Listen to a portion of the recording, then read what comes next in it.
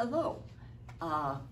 We are having Getting to Know You, which was an idea of Betty O'San's, and she felt that as residents we all have interesting lives, and she wanted us to get to know each other in ways we wouldn't just by having dinner or talking, having a card game. So I have asked people, and some have volunteered, and some have asked and volunteered, and some are here because they don't have a choice, like my good friend Kenlyn. I'm so excited to introduce you to my lifelong friend, Kenlyn Blecker, who also is like an older sister to me and a daughter to my parents. I love her dearly, and I love all of her children, and I'm looking forward to today. So we'll just have a conversation, and we never run out of things to talk about, do we?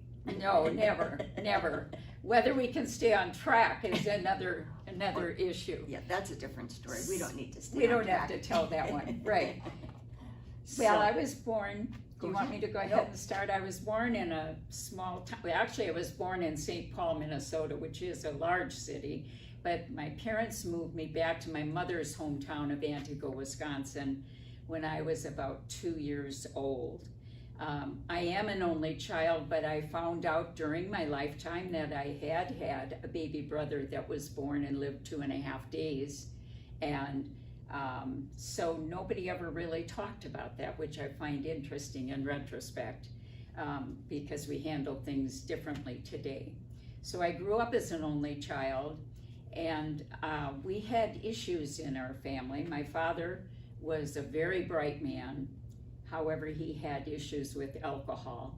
So Sharon knows about this, that at an early age, I kind of floated around from aunt and uncles and to my grandparents. My grandfather was really my father figure, and my mother had many phobias, so it was hard for her to function as fully as she might have been able to had she not been stricken with all of these. So when I got to be 13 years of age, I should say that my grandfather was in show business all his life. When he was 19 years old, around the turn of the century, around 1900, he and two buddies started the BB&H show, and it was to be like a traveling circus, and they would have acts and that kind of thing, and they struggled with it for a couple of years and then dropped it. But he was later go on to be the head of the Opera House in Antigo, Wisconsin, and they did that was the social center for the town of Antigo at that time. You had radio, but no television and that kind of thing. So he was in show business all his life, both with running the Opera House and then later the home theater. And in those days, stars would come from Hollywood to promote their shows, even to small towns like our town of about 10 or 12,000 people. So it was a very interesting life. I grew up in the theater, literally. I would sleep at night in my grandfather's office downstairs, and then go home with my mother when she was done with her job at the theater. And I was always jealous of that, because I thought, boy, you could go to a movie whenever you wanted to. Right, and I could get friends in, which was quite nice. It was hard for me to make friends in those days because I didn't have the typical home to invite them to. But when I was 13 years old, my father announced to me one day, and it's one of the 2 times in my life I ever saw him cry. My parents would separate and come back together, and separate and come back together, and that was a challenge.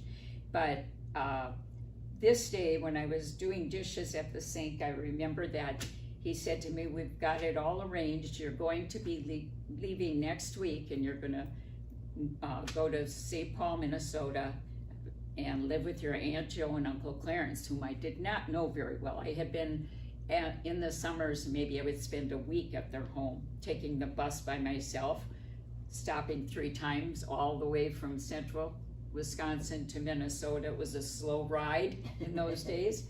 And you will be staying with them and going to high school there. And I begged him and pleaded, could I please stay home? I didn't want to go. I didn't know anybody there, no children, no friends. he insisted and said, no, it's all arranged. And at that, he put his hands down on the table and sobbed. And that was the most emotion of caring and love for me that I had ever experienced. So I really did know that he loved me, even though he wasn't able and didn't share those words to me at all. As well as your mom, I think, really loved you. Yes. Because she sent you with good wishes. Yes.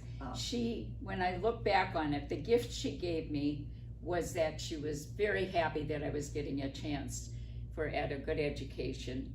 And so I tootled off to St. Paul to live with my aunt and uncle. And they had managed to get me into a private girls' school, Durham Hall High School, on the campus of St. Catherine's College in St. Paul, Minnesota, which was a women's college. It's now a co-ed university, but St. Catherine's had an excellent reputation, and I was going to go to a college prep high school. And at one point it was a little bit of a dilemma because my aunt and uncle said, well, they want your grades at the school after I had started to fill out the paperwork. And I said, well, I really didn't bring my grades. And they said, why not? I said, well, I really didn't pass 8th grade. I have to take it over again next year. I was busy watching movies most nights, and I didn't do any studying that I could recall, but I read every book I could get my hands on. But evidently they don't count that in school. So my aunt and uncle were horrified, said, well, don't let anybody there know, because we have represented you to be this bright young child who's going to be able to do well in their school. And I will say they only took 60 girls that year. Normally they took 30, but because they took 60 one year and tried it out, I was able to get in and get a scholarship. And I did graduate among the top 6 girls in our high school, so I made it through, and they were proud of me for that, I think. After high school, I got a scholarship to St. Catherine's nursing program, and I was thrilled because there would have been no way for me to earn the money to go through. It only cost $550, but the state of Minnesota paid for the entire thing, and all I had to do was guarantee that I would work in the state of Minnesota for 2 years after I graduated, which was an easy commitment to make. During my nurse's training, I met and fell in love with a fellow named Dan Meany, and he was in his 4th year at that time, I think, 3rd or 4th year of electrical engineering at the University of Minnesota. So we decided as soon as I graduated that we would get married, because my mother had some extra furniture and we would just go down and haul it up and rent a furnished apartment, which is what we did. And it was right near the university. So I applied and was accepted, and I graduated, and then 2 weeks later I was married, and the week after that I started my first job at the Variety Heart Hospital at the University of Minnesota. And that was a very special job. You come in and they orient you, and then when they're done with their orientation, they tell you where you'll be assigned to work. I was going to work in the actual heart hospital instead of the main hospital, and I was assigned to work on the pediatric floor with newborn, very young, from newborn to say age 15 or 16 children. And I was thrilled, very, very happy about that. And I have a little story, and I'm gonna hold up a photo for this, and I'm not sure if Christy can zoom in and get this, but one of the children, we took care of children from all over the world. Mercedes Janae, I remember, from Spain, Brian Shimokawa from Hawaii, Peter, 12 years old, from South Africa, and unfortunately he did not live, so his mother had to stay and have him cremated and take his ashes home. And I remember that my husband and I took her to midnight mass over Christmas. This all happened over Christmas, and she was alone in the country, so we wanted to help her as much as we could. This is the picture of a little boy named Craig Inderley, And do you want me to keep it or put it down? Down. Okay, and Craig was 5 months old. That was a picture of me on my first job. And I looked him up many years later to see if he had lived beyond, you know, he had the first heart surgery of its kind. And I wanted to see if he ever survived. Not only did he survive, he had a family of a number of children, and he was thrilled to hear from me. So from then on, whenever we were back in Minnesota, I would look him up and meet him. I met him and his family, and that was really exciting. Let's see, at this time, when I got to be about 6 months pregnant with my first child, which was in the year after I started there, I found it very hard to work with the children who were so ill and dying, because we would cry when we lost a child. The doctors would cry. We were all very committed to saving their lives. So I went back to my home hospital and worked in the newborn nursery, and then had my child. And when I was ready, boy, 9 pounds, 12 ounces. And then when I was ready to, my husband's going to school all of this time. And then when he graduated from EE, he worked part-time and went to night school for business and eventually law school, which is when I met Sharon. Now, do you have your picture of you as a nurse? I didn't bring that because that was right here. Okay, but I think, okay, I would point that out because I think it's interesting. There's still the hat and the pin. Yes. In terms This is a hat exactly like the one Kay Jones made for the nursing, the CAP club that we have here for all the nurses who get together, or at least regularly, at least we did before the COVID. And it's the same kind of hat, and so it's sitting on my little Smoky Bear outside our apartment. And do you still have the pin? I'm sure I do somewhere. I'll have to find it. Yeah, she likes to find things like this. Anyway, I went back to, I left, after the baby, I went back to work at St. Joe's Hospital, and I was going through and being oriented, and I said, well, just show me what floor am I going to work on? And they said, oh, well, didn't you know you're going to be a supervisor? So you will cover half of the hospital, and of course there's always 2 of you on the 3 to 11 shift, and that was the shift that would work better for childcare for my one child at that point, though I was quickly again pregnant with another child. I have 6 children, and 5 of them were under the age of 6, so that'll tell you. I don't need to keep going into it.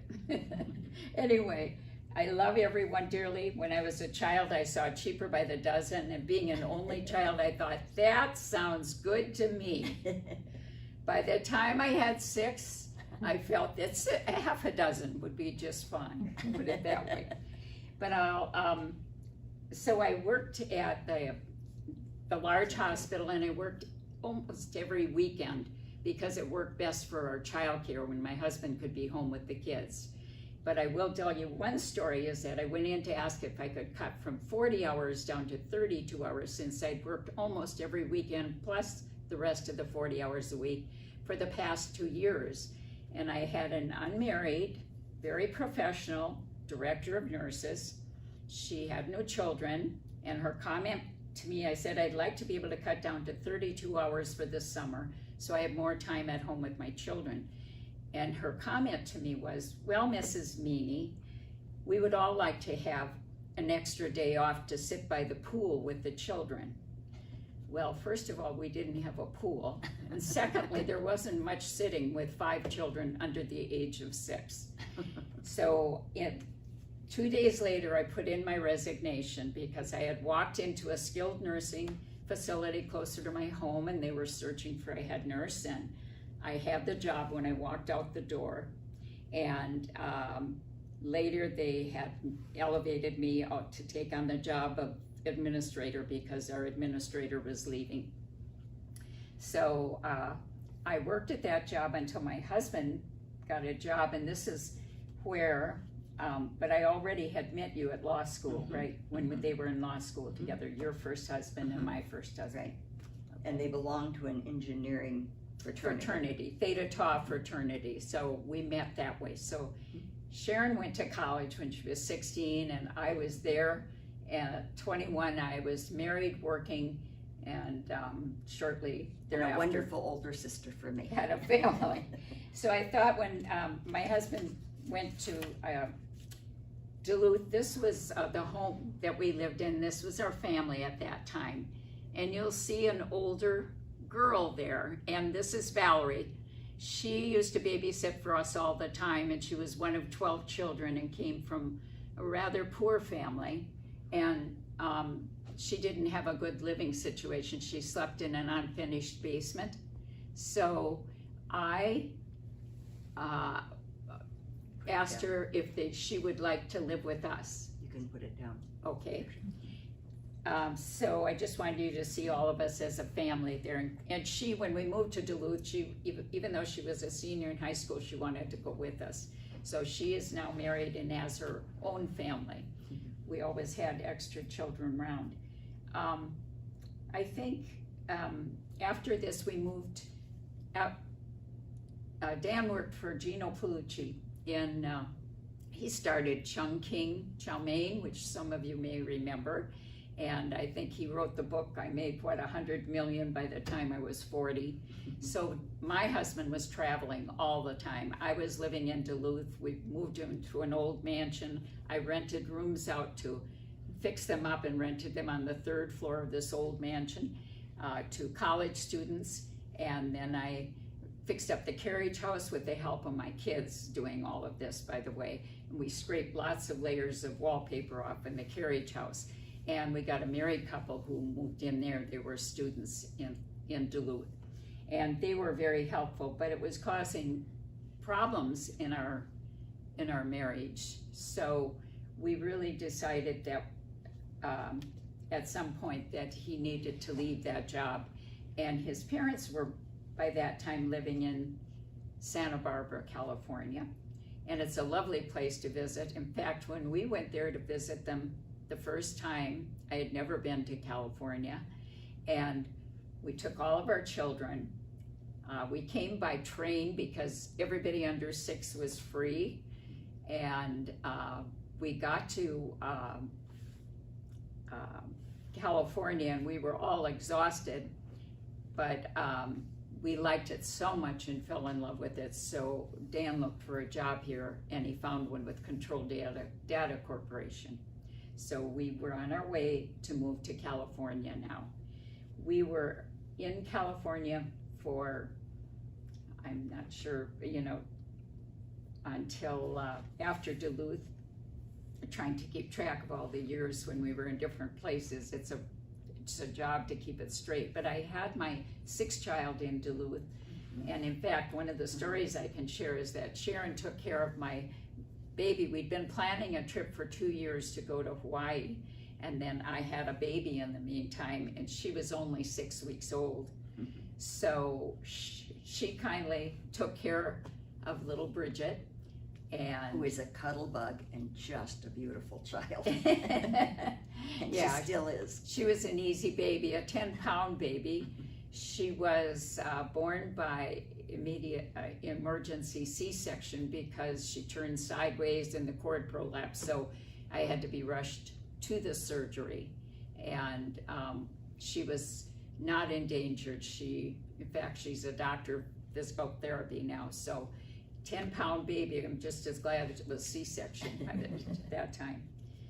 So that was the story of our time in Minnesota, and we were heading for California and Santa Barbara, and we loved it here, but we found that living there was expensive. We had been in that big, beautiful mansion, and now they wanted as much money as we paid for that for a tiny, a small house that would accommodate us, just barely. But it all worked out. And when you got that house, I think that's a story too, because I was already living in Duluth, and they didn't have big houses in Minnesota. The house in Duluth. Right, the house in Duluth.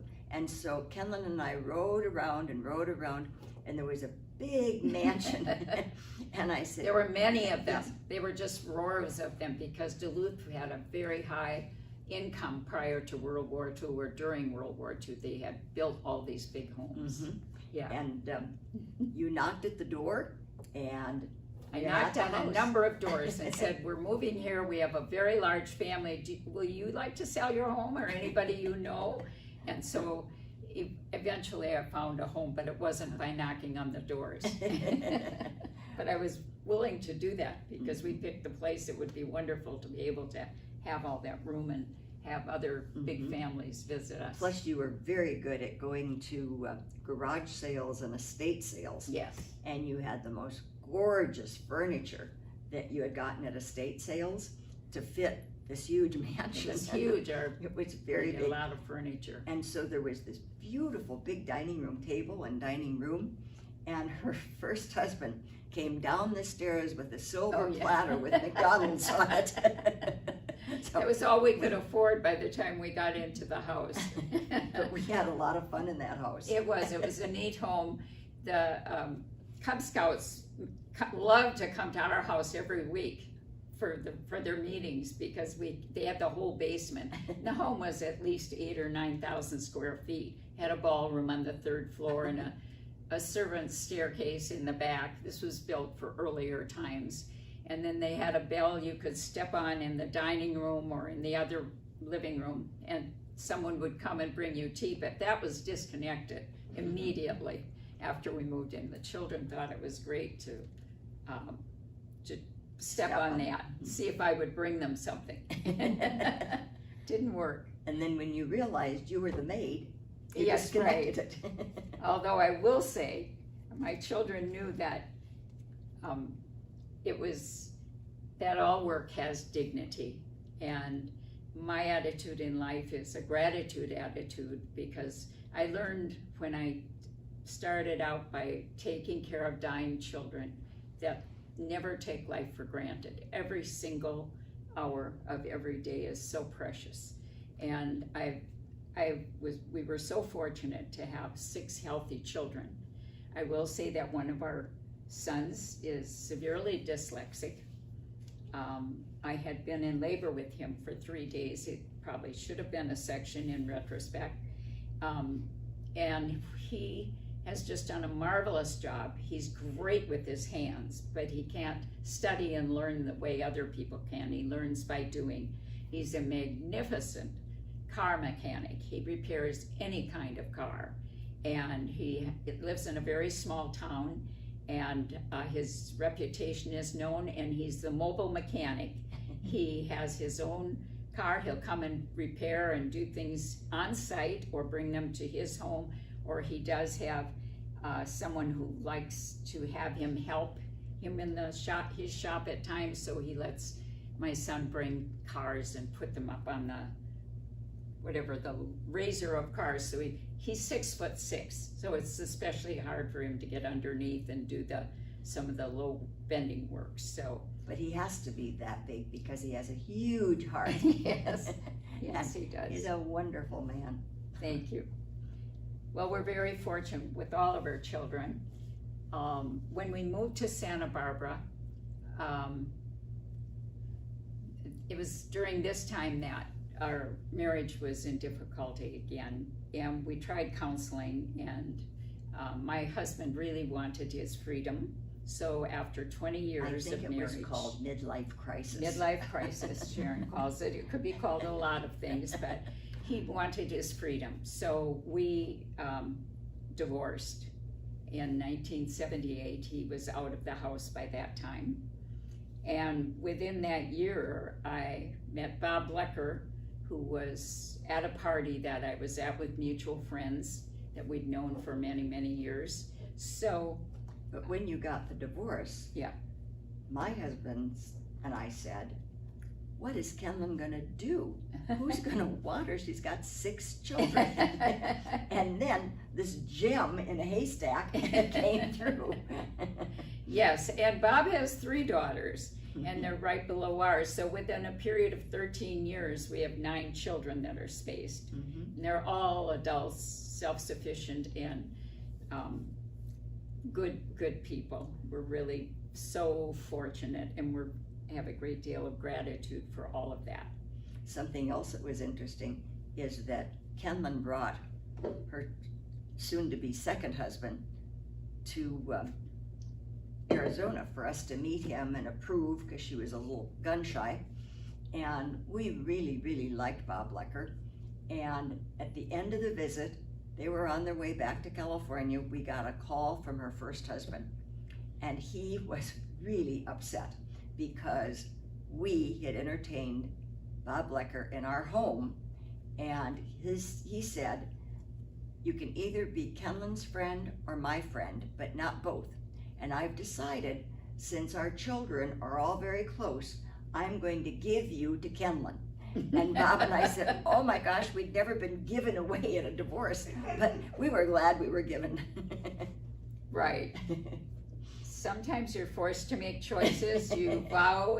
I've learned to say never. Don't say never, and don't say always, because I was never going to have a divorce. I used to say murder, yes, divorce, never. That isn't a good expression. And certainly when it comes down to it, divorce is preferable. Anyway, so we're at the point where we're in Santa Barbara, California, which is a very lovely place to live. And I got a job after a time, and I would be working and not working, as depending on the needs of the children.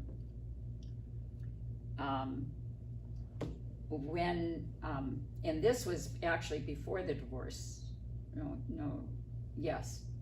Bob, I was with Bob then, that's right. Because I worked there from 1974 to 1981, so it was sort of transitional. And one of the things that we did, it was a small privately owned hospital, and the two things that happened there are that I think were unusual is that we devoted one wing. I was hired I did regular nursing and supervision and assistant director of nursing service in my time there.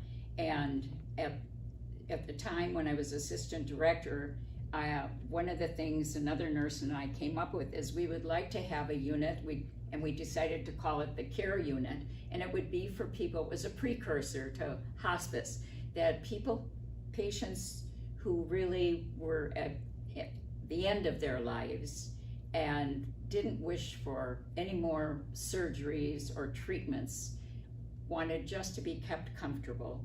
And so that would be, we called it our care unit, and there was a whole different atmosphere there. We weren't, rushing to call doctors and all the rest of it, but it was all about the comfort and care, just as we do with hospice does today. And that came along after that. That was in the 70s. The next thing we did, they had an alcoholic treatment program 2 different times in this hospital on the acute section for detox. And they had one wing was acute care, and the other 3 wings were skilled nursing care. So they would do minor surgeries there, but predominantly I really fought for them because I'd grown up in an alcoholic home. I fought for them to open a new alcohol treatment, alcohol and drugs. And I wrote up what I felt it could be like. I didn't have really the knowledge to do this, but I said, I think there's a huge need because every hospital has beds that have people who have issues with the use of alcohol or drugs. And it would be good if we had a place where they could come for detox. They could be referred there by their employers to save their jobs, that kind of thing. So they agreed to do the program if I would head it up. So they gave me the technically responsibility for the acute care wing, so I would hire all the doctors, the therapists, the nurses, etc. And I'm thinking, oh boy, I need some help with this. And at that time, a very wealthy couple in Matamini, or in Montecito, California, lived near where Oprah has her big home.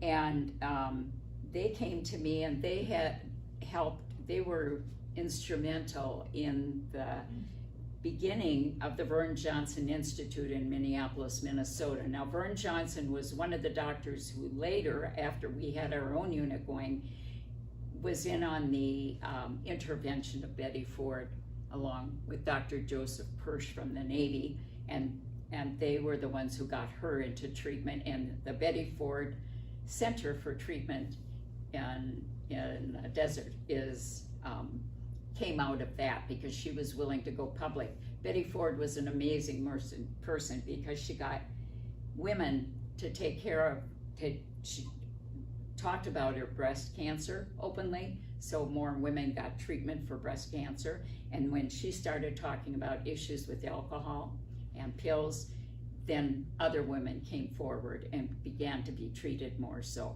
So I think she did a lot for our country and for our people. This is a picture of our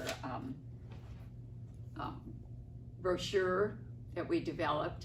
Everybody on there is an employee. I'm the person in the black, and the man in the beard across from me is Dr. Michael Stolberg, and he's actually our medical director that I hired, but he is playing that he's the father of those two children, but the two children in the scene are my youngest daughter and middle son, and then the other two are supposedly his wife and mother. So, and everybody in the booklet is an employee, so we could protect the privacy of the people who were in treatment there. But you were role-playing family therapy.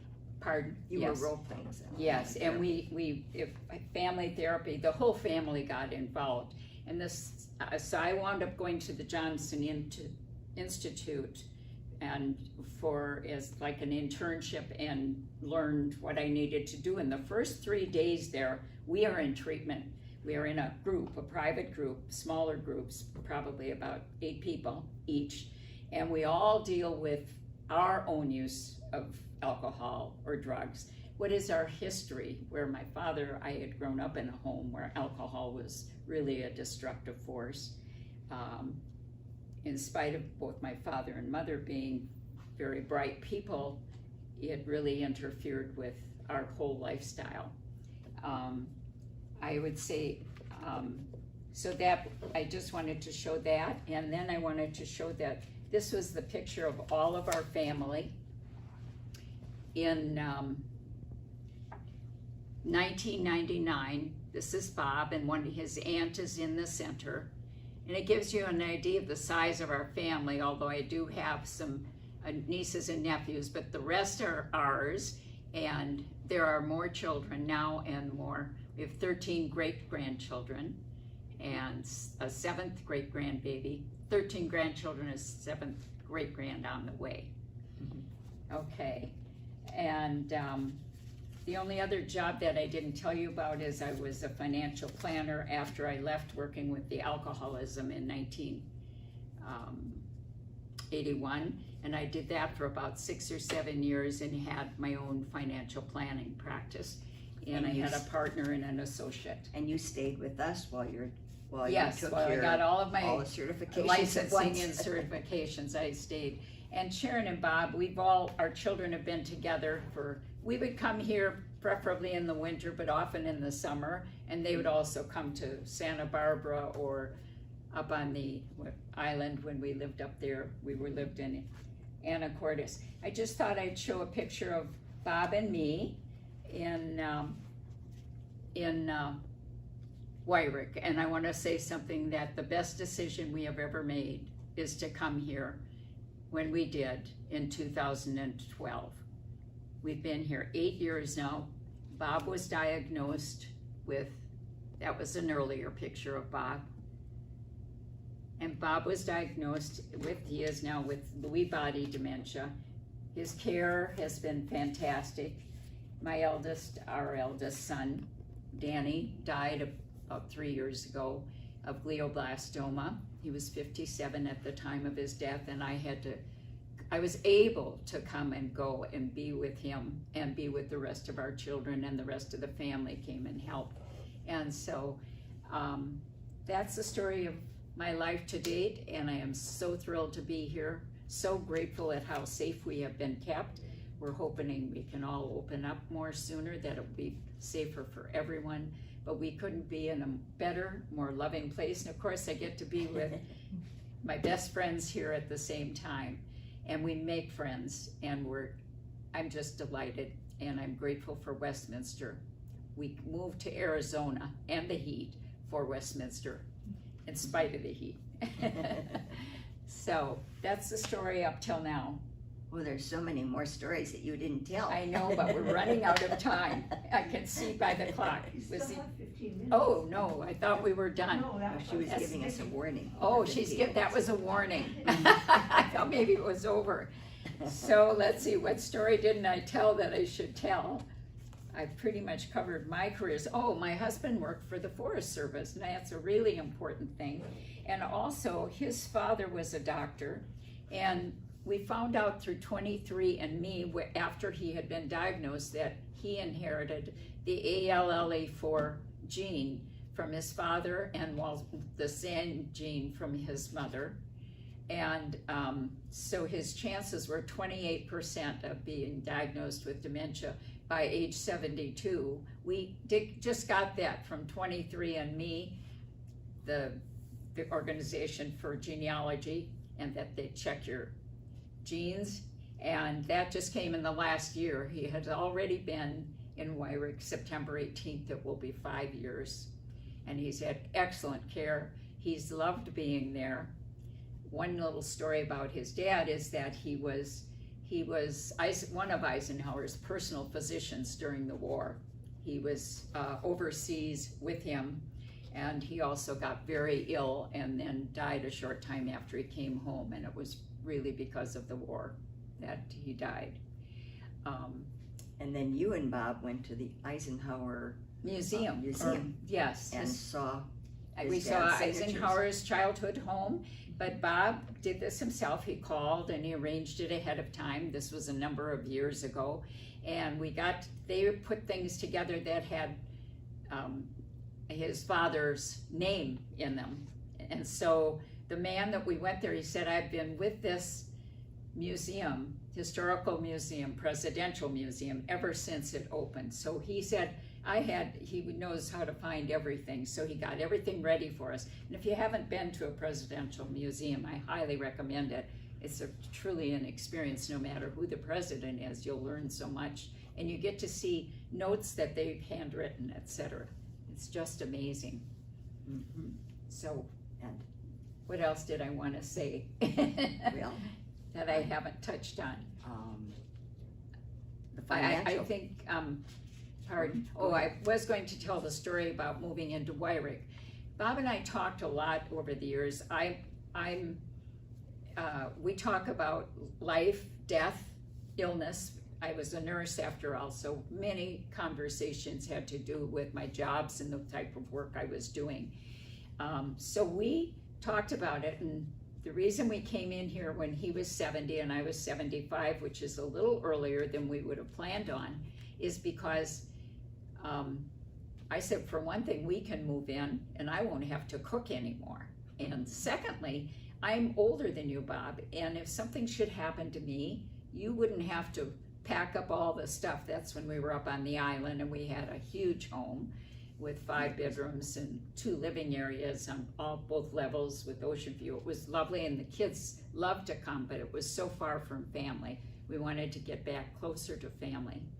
So when I mentioned to him that he would have to do all the packing and a moving arrangement himself, because he really wanted to stay on the ocean, he thought, My Bob wanted you to stay there too. Oh, yes, they wanted me to stay, I will say that, because they loved coming to visit It's for beautiful. a month in the summer, and we were right by the San Juan Islands. We could go to Friday Harbor for lunch and that kind of thing on the ferry, so it was great fun. And the most beautiful sunsets I've ever seen. It was just magnificent and a great place to live. Wonderful people, Pacific Northwest. Anyway, I was going to say, Bob and I had an agreement that when we moved in here, the idea was I'm older and I might need to go to another level of care if he couldn't care for me, like either assisted living or to Wyrick. So we had that conversation a number of times. And I wound up in the hospital with a severe asthma attack, which I've never had before in my life. And when I came back, all the children had urged to say, it's time for Bob to move. At that point, he was needing total care. And that came on rather suddenly, with symptoms where he just couldn't do anything for himself at all. So we talked about it, and I explained to him, you know, if you would go down there now, maybe I wouldn't have to go in, because if I go, well, you'll have to go anyway, because you can't live by yourself anymore. And I had been caring for him at home for the last 7 months, because we had not been able to really go anywhere due to his symptoms. So he agreed to go down to Wyrick, so we did that, and he moved in. And the next day I went down to say, hi, how was your night? And he slept well. That went well. And he said, I really like it here. And I said, what do you like most about it? He said, do you know I get a visitor every hour here? He thought all the people coming in to care for him were visitors. And we just left it at that, because what a lovely way to think about a place that gives you good care and is there for you. He saw many more people there than he did in our apartment, and even though he couldn't converse that much or bring up conversations, he enjoyed hearing other people talk and he would play bingo, and naturally he would always win something, you know. So it couldn't have been a better place for this part of our life. So I am eternally grateful for Westminster being here, and for what a good job they have done in separating. Our children all read the weekly things, and I get phone calls before I even read them saying, oh, do you know you have maybe a positive case? Oh, no, and then they'll call and say it isn't.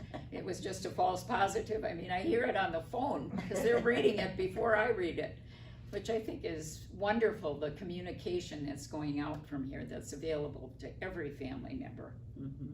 So, and it was a familiar place because my parents lived here, and yes, they would come to visit them, your children, as well as right, ours. right. And so it was like going to a very familiar place. It is familiar. We are here because of her mother lived here 15 years, her father lived 5 years, and Bob used to love to visit with her dad especially. Mm-hmm. And so we would come to Westminster before there was a Donnelly's, before there was, they had the good ice cream bar. That was always here. You could always get good ice cream and sandwiches here. And the apartment I have, her mother died 2 years before I moved in, right around the corner from her mother's apartment for 15 years. So it felt like home to me. Mm-hmm. It's really been wonderful. Yeah. It has been. Yes, so I'm grateful to be here, and I evaluated many not nursing homes, but retirement places in Santa Barbara, California, 9 of them to be exact, looked at all the financials and everything, and there was no question that this was the best choice of any of them. And it was Bob's preference because he was familiar with visiting here. So it worked out on all counts. So that's the story of my life to date. I look forward to meeting many new people whom I haven't met because of our restraints right now with the masks, and to seeing familiar friends that we have here. There are so many, and I'm so grateful for the support I had when my son was dying, and also, well, Bob is separate from me, but here, and I got to see him the other day, even though I dressed up like you're in surgery to get in the room, escorted by security people, and they dressed me up outside so I can go right into his room. So I think we have the best we could possibly have under the situation. Wishing you all a good day.